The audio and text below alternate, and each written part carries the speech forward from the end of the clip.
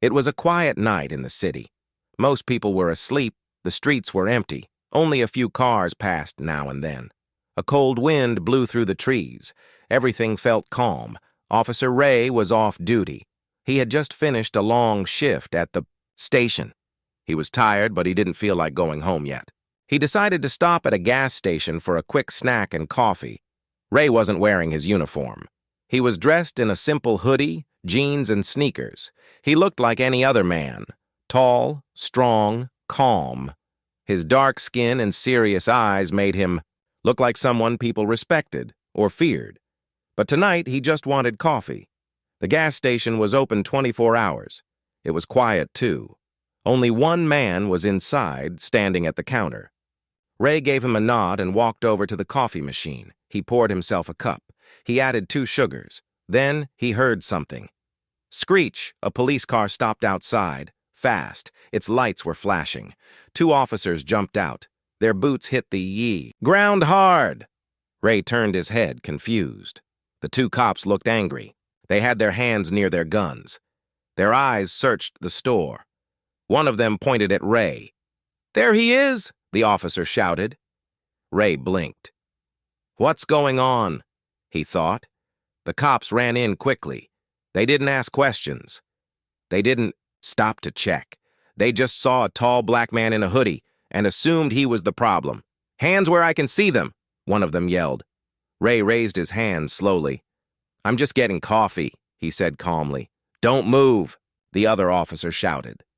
The man at the counter looked scared. He whispered, "He didn't do anything." The officers didn't listen. They rushed at Ray, pulled his arms behind his back, and pushed him against the wall. One of them pulled. "Out handcuffs.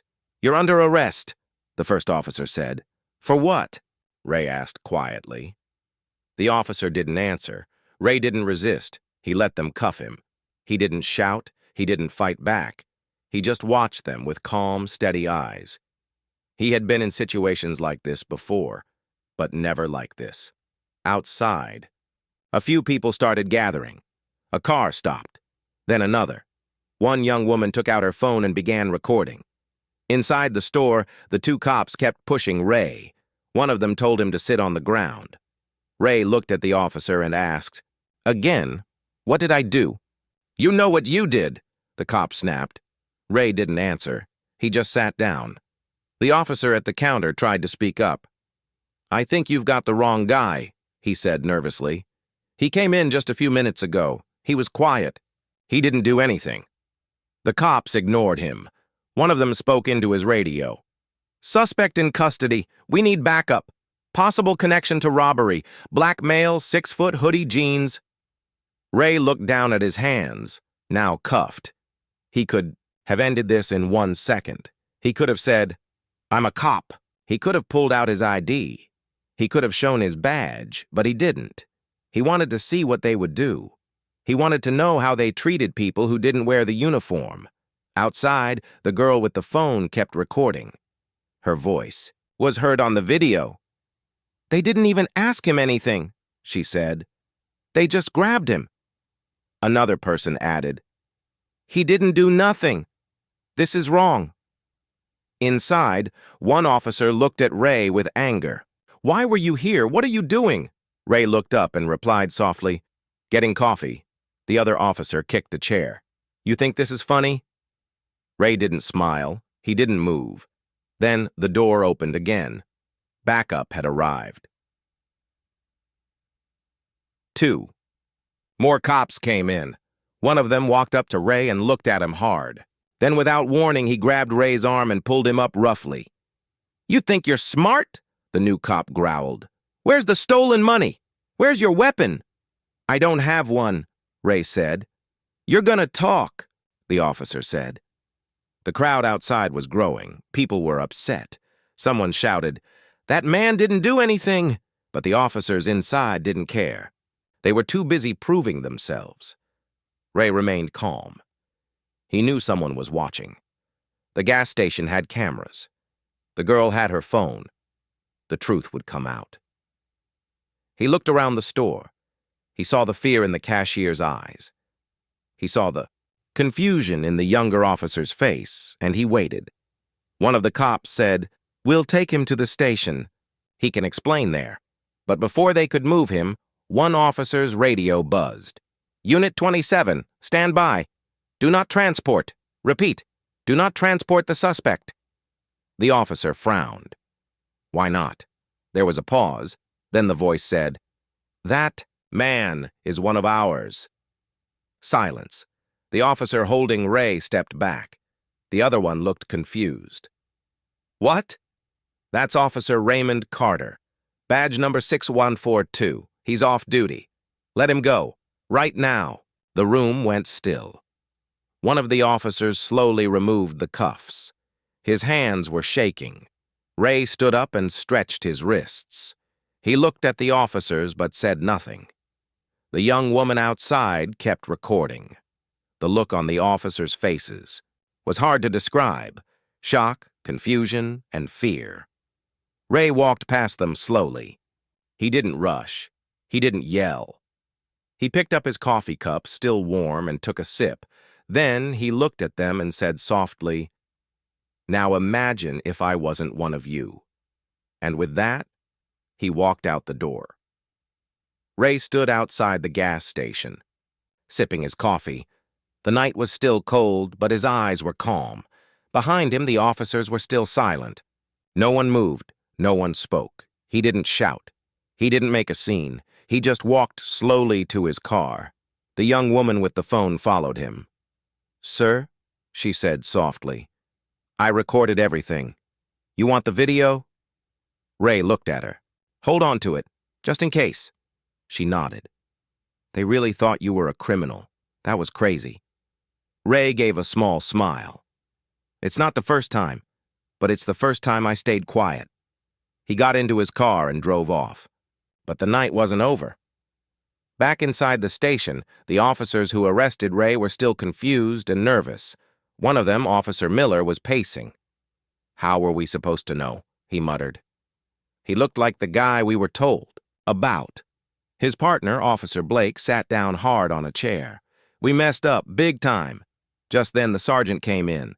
He had his phone in one hand and a serious look on his face. "You two," he said, pointing at Miller and Blake, "in my office. Now." Meanwhile, Ray drove in silence. He wasn't angry. Not yet. He was thinking. How many times had this happened? To others who couldn't prove who they were? He remembered the force's motto, protect and serve. But tonight, no one protected him. No one even asked him a question before cuffing him. They only saw his hoodie, his skin, and his quiet nature, and decided he was guilty. Ray drove to the city park and parked under a streetlight. He opened his phone and watched the video the girl sent him. In the video, he was calm. The officers were loud and rough. The words, "He didn't do anything," could be heard in the background. Ray took a deep breath. Then he made a choice. He sent the video to someone, his old academy friend, now a reporter. Just a short message. "You might want to see this. More to come." Back at the police station, the sergeant was angry. "You two know what you just did?" he snapped. "You arrested one of our own, an off-duty officer, without asking a single question." Miller looked down. "We thought he fit the description. Blackmail, hoodie, jeans." The sergeant raised his voice. "That's all? That's all it takes for you to cuff a man in public? Did you check ID? Did you speak to the store clerk? Did you even look at his hands?" Blake tried to explain. He looked calm. "We thought he was hiding something." The sergeant slammed his hand on the table. "Yes, he was hiding something. His badge." At sunrise, Ray sat on a bench in the park. Birds were starting to chirp. He had been thinking all night. He finally texted his captain. "Captain, we need to talk. It happened to me. Let me come in." Within minutes, the captain replied, "Come now. I heard. I'm sorry." Ray drove to the department. This time he wore his uniform. He walked into the building. Calmly, officers in the hallway looked at him differently now. Some looked away. Some nodded slowly. He entered the captain's office. The captain stood up. "Ray," he said, shaking his hand. "I'm truly sorry. I already saw the video." Ray nodded. "It's not just about me." "I know," the captain said. "We've got a problem." Ray leaned forward. "I want to speak to them, not to yell, to show them what they didn't see." That afternoon, the department called in a private meeting. Only a few officers were there. Miller, Blake, their supervisor, and a few others. The room was quiet. When Ray entered, he stood at the front. Calm, professional, proud. "I'm Officer Raymond Carter," he began. "Badge 6142. 12 years in service. Clean record. Many of you know me, some of you don't." He looked at Miller and Blake. "Last night, you arrested me.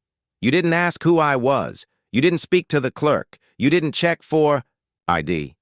You only saw a hoodie and skin." Blake opened his mouth, but the captain raised a hand.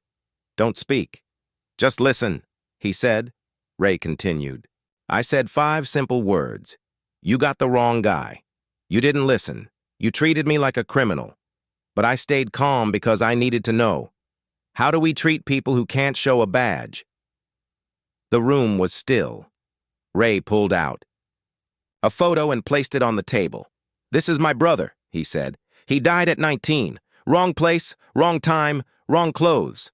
He never got to say, "You got the wrong guy." The room felt colder. I became a cop because I believed in justice. But what I saw last night, it made me question everything. He looked at every officer in the room. "Do better," or "You'll hurt someone who can't fight back." Then, without waiting for a reply, he walked out. That night, the video started going viral. Someone from the crowd had posted it on social media. They arrested a man just for buying coffee. Turns out he was a cop. The gas station lights flickered as the wind blew outside. The night had started quiet, but now it was full of tension. Officer Ray sat on the cold floor, his hands still cuffed behind his back. He didn't speak. He didn't fight. He just looked, down, calm but hurt. He was no longer just a man buying coffee. He was now a suspect.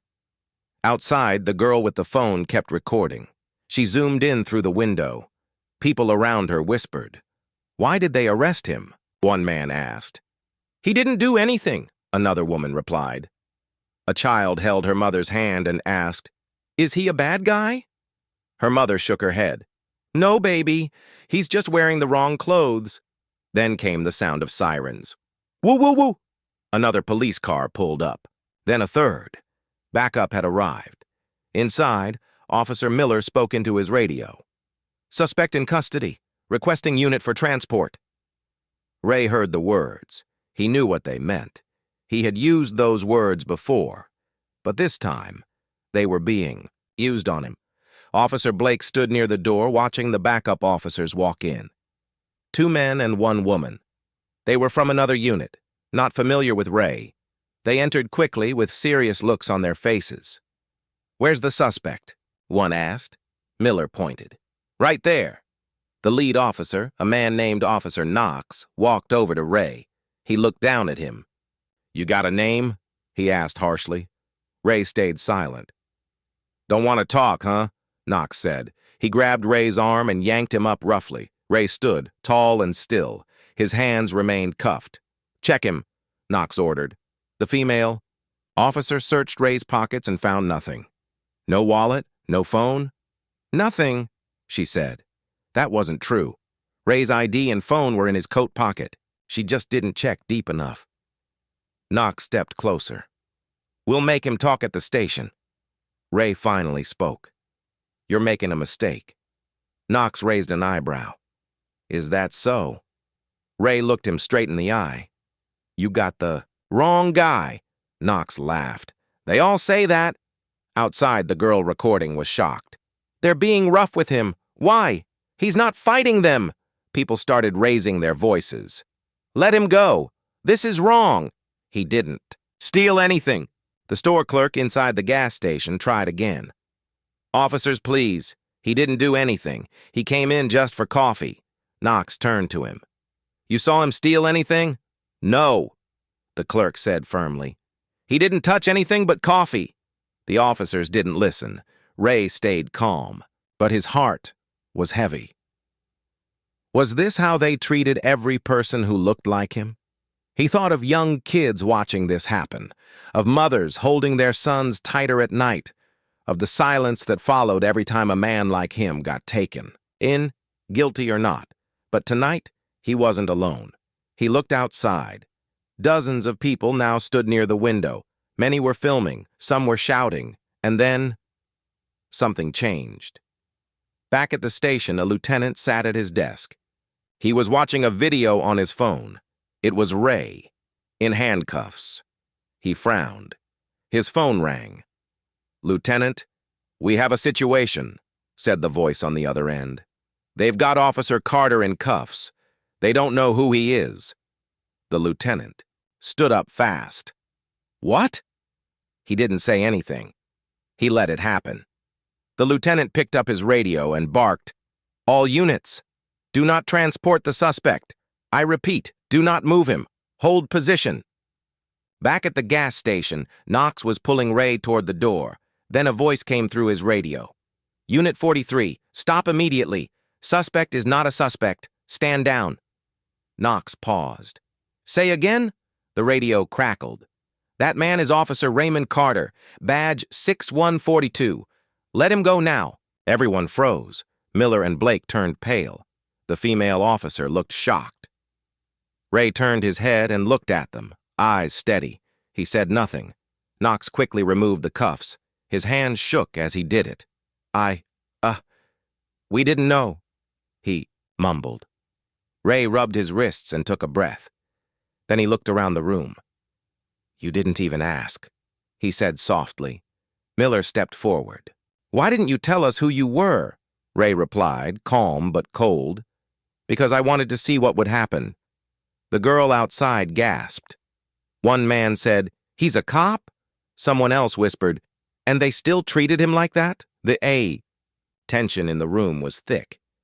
The officers didn't know what to say. Ray looked around and said, "Now imagine if I didn't have a badge." And with that, he turned, picked up his coffee, and walked outside. The crowd moved back to let him pass. Some clapped quietly. Others just watched, speechless.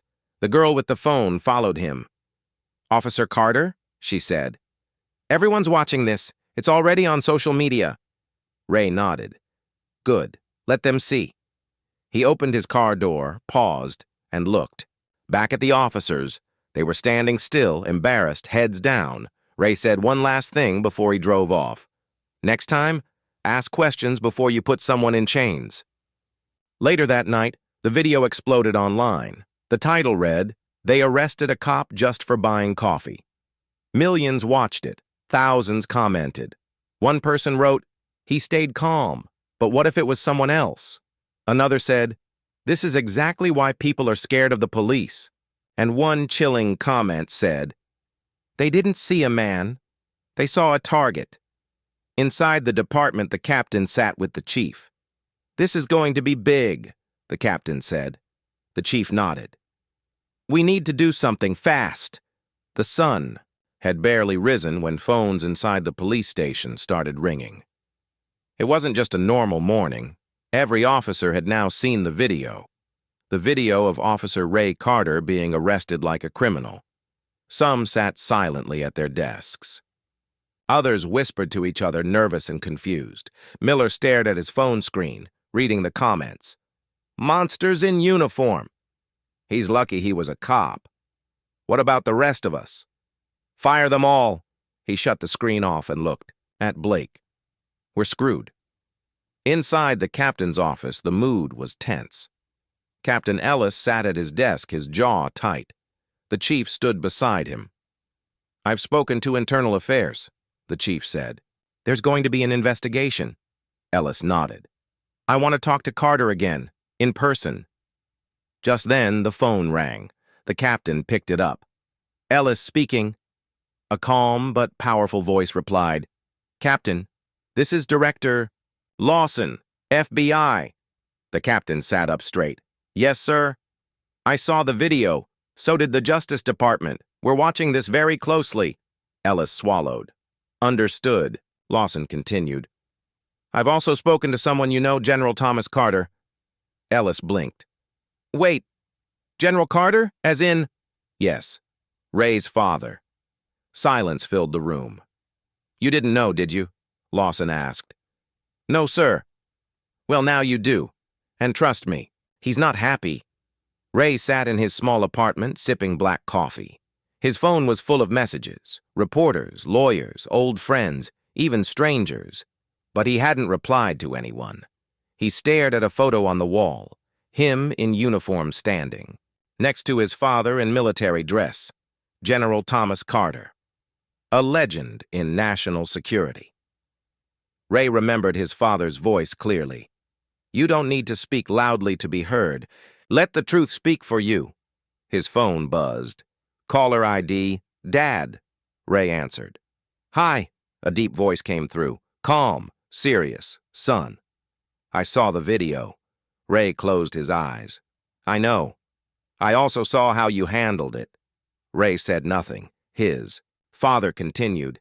You showed them who you are, without saying a word. Ray finally spoke. It shouldn't have happened. No, it shouldn't have, General Carter agreed. And now, the country knows it did. Ray leaned back. What do we do now? His father paused. Now? Now we wait. But this isn't over. Back at the station, the officers involved were called into the conference room. Miller, Blake, Knox, the female officer, and their supervisor. The atmosphere was heavy. Captain Ellis stood at the front. You all know why you're here. No one spoke. The man you arrested without cause is not just a fellow officer. He's the son of General Thomas Carter. Blake blinked. The general? The same, Ellis said. The one who trains top security teams for the entire country. The room fell silent. He's also connected to the FBI, the Justice Department, and the national media. Knox whispered, We're finished. Ellis pointed at the screen behind him. A live news report played, Justice for Officer Carter. The country reacts to viral arrest. Then Ellis said something that made everyone stiffen. He's coming in today. With someone. An hour later, the sound of polished shoes echoed in the hallway. Everyone turned to look. Ray walked in wearing his formal uniform. Straight posture. Calm face. Beside him was a tall man in full military dress. Silver hair, sharp eyes, heavy medals on his chest. General Thomas Carter. Every officer in the hallway stepped aside. Some lowered their eyes. Some just stared. The general nodded politely but said nothing. He followed his son into the meeting room where Captain Ellis waited. Inside, Ellis stood up and extended his hand. General Carter. Officer Carter. The general shook his hand. Firm grip. No smile. Let's sit, the general said. They sat. Ellis cleared his throat. I want to apologize. What happened was wrong. Ray nodded once. General Carter leaned forward. Captain, I trained soldiers for 25 years. I know fear. I know war. And I know what bias looks like. Ellis stayed quiet. My son could have been shot, beaten, or worse, for buying coffee. We've already begun reviewing the actions. I'm not here for words, the general said sharply. I'm here for truth. He pulled out a thin folder. These are stories of other officers, off-duty, mistaken, arrested, or worse. Most of them don't get recorded. My son's story is just one you happen to see. Ray added, What about the ones who didn't have a badge or a camera? The room was still. General Carter looked straight at the captain. You have a choice now. Cover this up or clean this up. Ellis nodded slowly. We will do the right thing. The world had seen the video. Now they were watching the truth unfold. News stations ran the story again and again.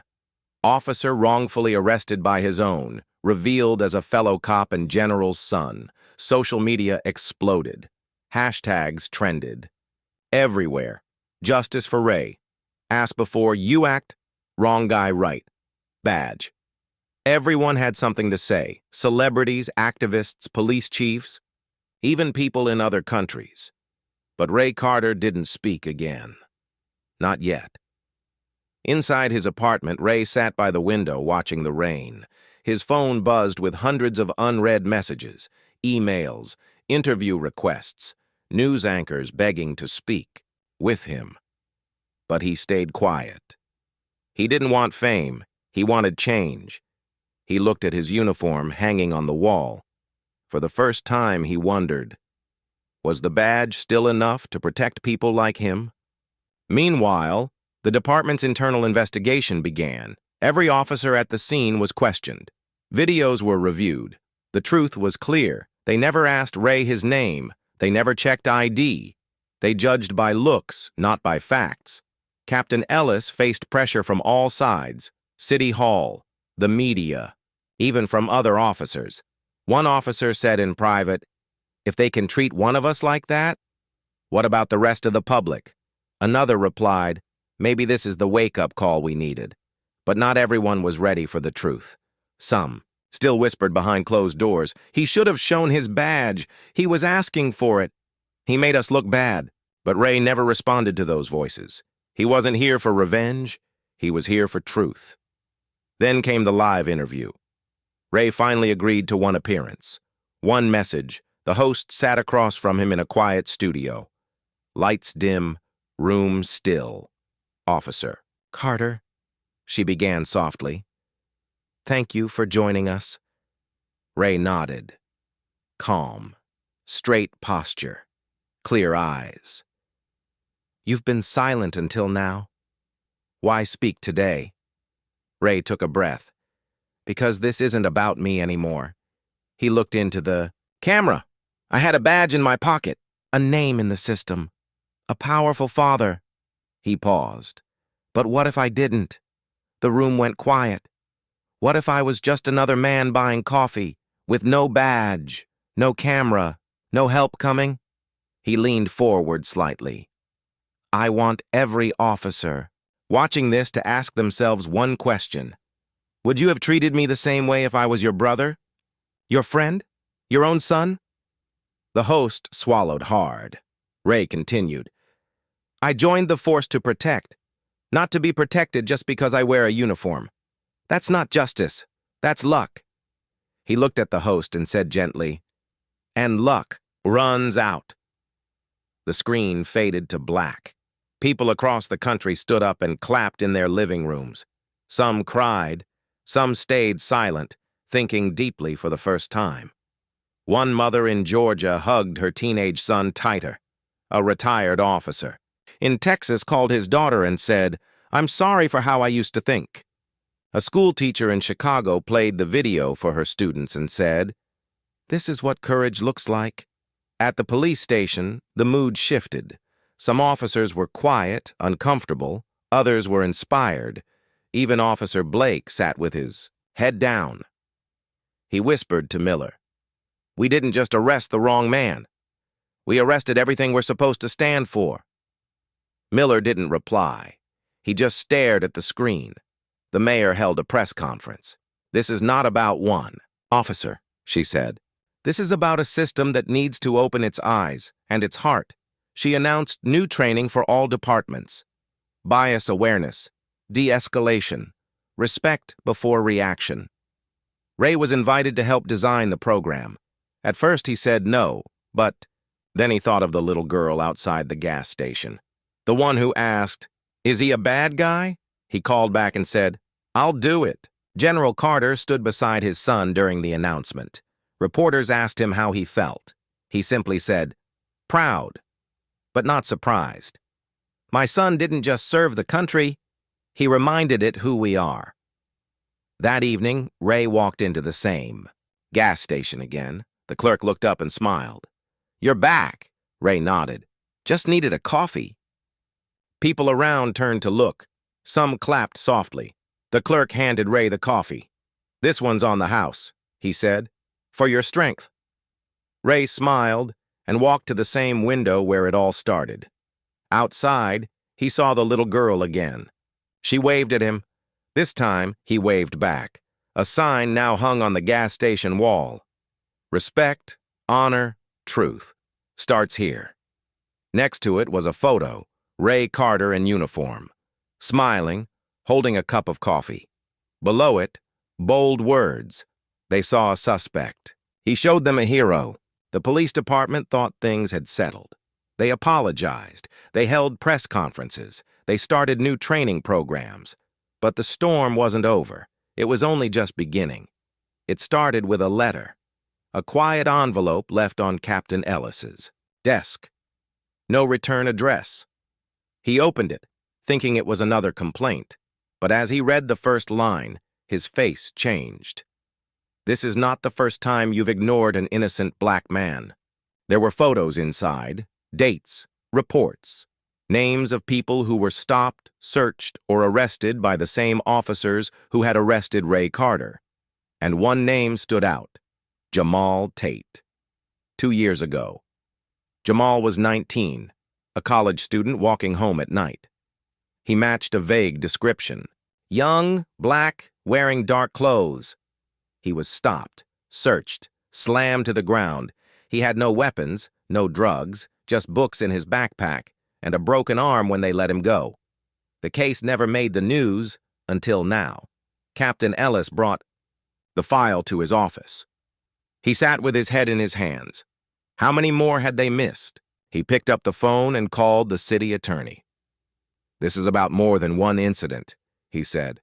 We've got a pattern, and the world's watching. At the same time, Ray sat with a group of young recruits. He was now helping lead the department's new training sessions. He stood in front of a whiteboard. Behind him, 3 words were written: see, think, respect. He looked around the room and said, your job isn't just to act, it's to understand before you act. A young recruit raised his hand. Sir, how do we change something that's been broken for so long? Ray paused. Then he said, you start by listening. He looked at them, one by one. Ask someone what fear feels like when you walk into a store, or when a siren goes off behind you. He pointed to the badge on his chest. This doesn't give you power, it gives you responsibility. The room stayed silent. The words stuck with them.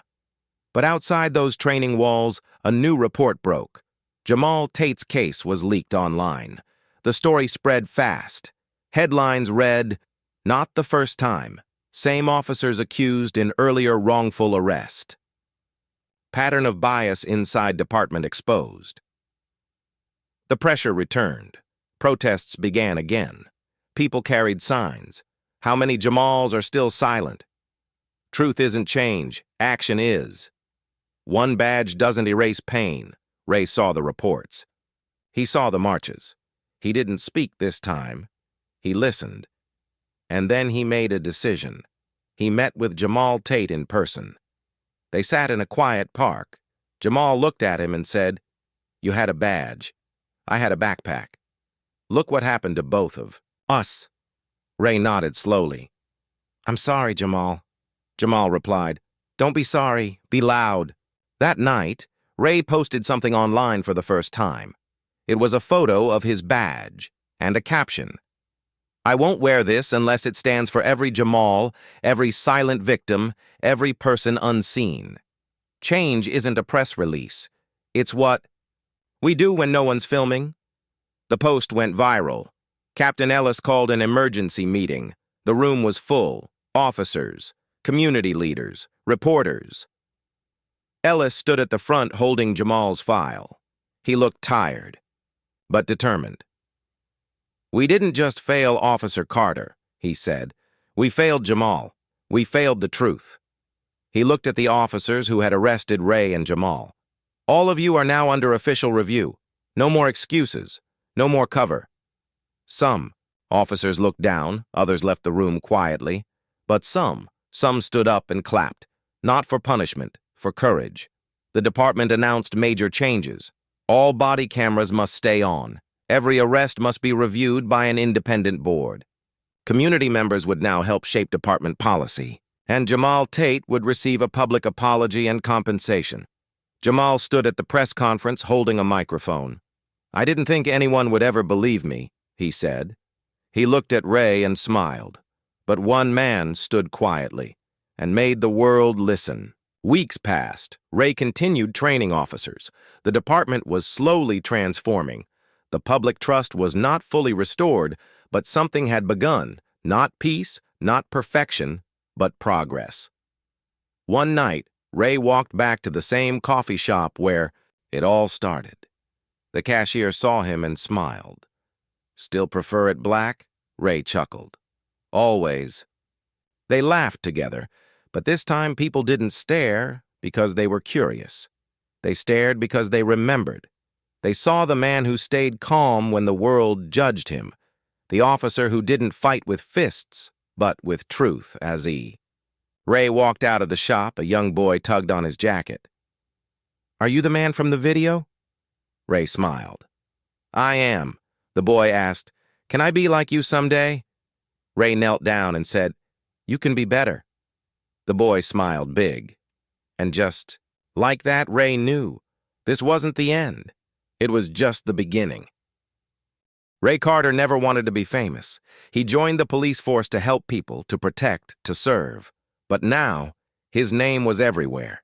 People called him a hero, a symbol, a voice for the unheard. But in his heart, he still felt like just a man who wanted to do what was right. The department had changed. New policies were in place. New officers were being trained with respect. Awareness and truth at the center, and Ray was at the heart of it all. He was no longer just an officer. He was a teacher, a mentor, and a bridge between two worlds.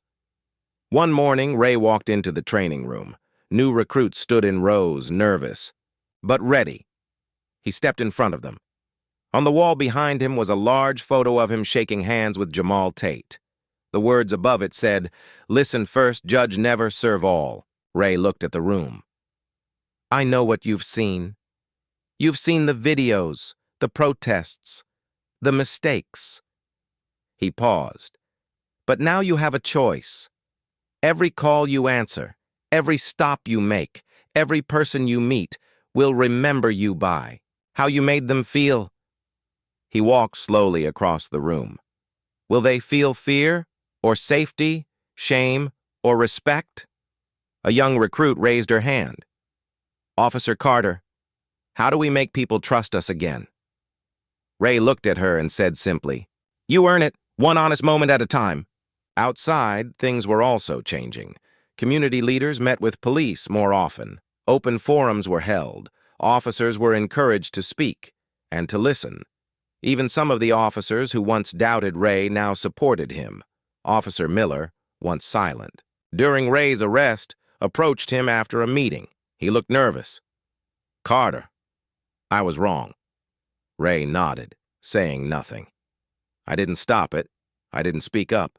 And I'm sorry. Ray looked at him for a moment, then said, You don't fix the past by saying sorry. You fix it by making sure it never happens again. Miller nodded slowly. I will. That week, the department received a letter. It wasn't from a lawyer or a news outlet. It was from a 12-year-old girl. Her name was Layla. She wrote, Dear Officer Carter, my brother was scared of police. But after we saw your video, he said, he wants to be a good cop like you. Thank you for showing the world that good people still wear uniforms. Ray folded the letter gently. He didn't cry, but his eyes stayed quiet for a long time. Later that day, the mayor called a press conference. A crowd gathered outside City Hall. Camera crews stood ready. The mayor stepped up and said, This city made a mistake. But one man reminded us what justice really looks like. She pointed to Ray. Officer Carter, please come forward. Ray walked to the stage. Calm, humble. The mayor handed him a medal for courage, integrity, and leadership. The crowd clapped, some cheered, some wiped tears from their eyes. Ray looked at the crowd. I didn't ask for any of this, he said, but I accepted it because silence was no longer an option. He held up the medal. This belongs to every person who was stopped for no reason. Every voice that was ignored, every hand that was raised, not in threat, but in fear. He paused.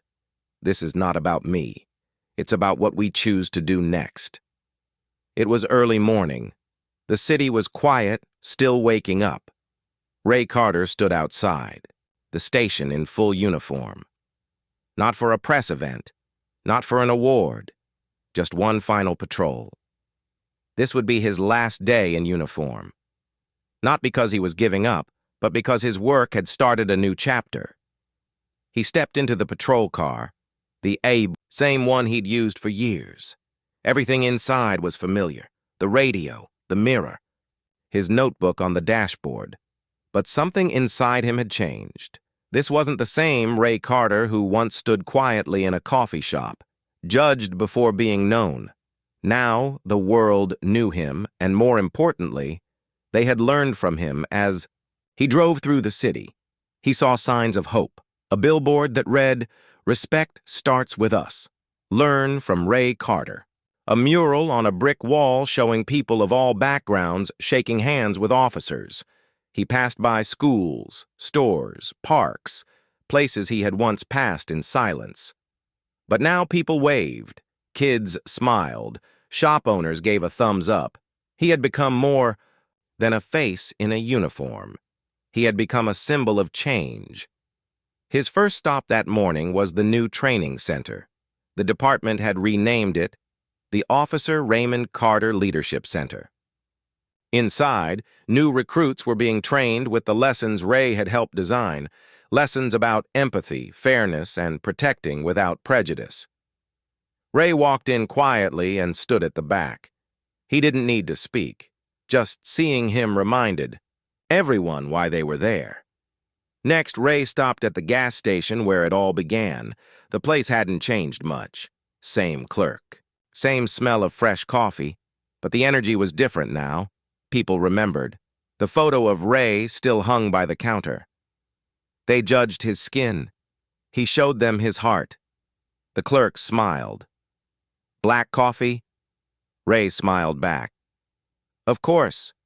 Sat near the window just like that night, but this time there was no fear, only peace. As he walked out, he heard a voice. Officer Carter. He turned to see a young man approaching. Nervous, but excited. I just passed my police exam, the young man said. And you're the reason I joined. Ray looked at him carefully. You ready for this? The young man nodded. Because of what you taught. Treat people right. Ask before acting. And wear the badge with honor. Ray reached out and shook his hand. You'll do good. And that moment, just a handshake, meant more than any medal ever could. Ray's final stop was the local community center. Jamal Tate was speaking on stage. He was now a youth counselor, helping others who had been mistreated or judged too quickly. He saw Ray enter and smiled. I was just talking about you, he said to the crowd. Ray laughed softly. All good things, I hope? Jamal nodded. You didn't just stand up. You lifted us all with you. They hugged. No words were needed. Two men, different paths, same mission now.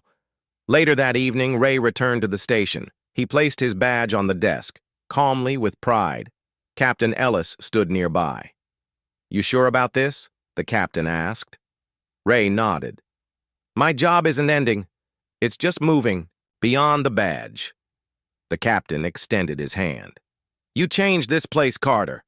You changed me. Ray shook his hand. We all had to change. That night, Ray walked home alone. No cameras, no crowd, just quiet streets and his thoughts. He stopped and looked up at the sky. The stars were out. He thought of all the people who had stood with him, his father, Jamal, Layla, and her letter. The boy who said, "Can I be like you someday?" He smiled. Because this was never just his story. It was everyone's. At home, he placed the badge gently in a wooden box. Beside it, he put the note from Layla. Then he turned off the light, and as he sat by the window, sipping coffee, one thing was clear. The uniform was off, but the mission, The mission had only just begun.